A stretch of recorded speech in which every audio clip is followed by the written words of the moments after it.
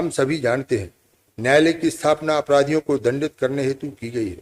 लेकिन हम सब यह भी जानते हैं कि वास्तव में देश में बड़ी बड़ी आपराधिक गतिविधियों में लिप्त अपराधी देश के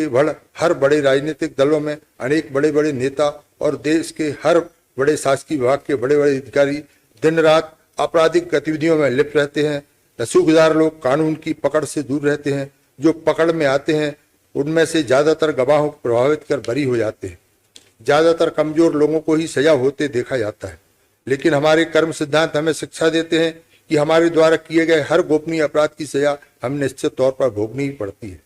ऐसे हालात में प्रत्येक न्यायाधीश की यह भावना होनी चाहिए कि छोटे मोटे अपराध में लिप्त आरोपी यदि अपने किए पर पछतावा करता है, उसमें कोई सुधार की संभावना हो, तो प्रत्येक न्यायाधीश को सच्चे हृदय से क्षमाशीलता अपनाते हुए क्षमा करना चाहिए। माननीय न्यायाधिपति श्री पालीवाल जी, हमारे उच्च न्यायालय अधिवक्ता संघ के ज्यादातर अधिवक्ताओं की एकमतन राय है कि ज्यादातर आपके अपने न्यायालय में अपराधी को दंड देना ही श्रेष्ठ समझा है। इस संबंध में हमारी व्यक्तिगत राय है कि लाइलाज बीमारी में यदि मरीज के परिजन जीवन न बचा पाए तो उतना दुख नहीं होता है, परंतु इलाज योग्य बीमारियों में जब मरीज के परिजन मरीज का जीवन न बचा पाए तो परिजनों को बहुत कष्ट होता है। इसी प्रकार जब हमारे अधिवक्तागण किसी न्यायालय में बहुत प्रयास के बाद छोटे मोटे अपराधों में अपने पक्षकारों के हितों की रक्षा नहीं कर पाते हैं तो अधिवक्तागणों को बहुत कष्ट होता है।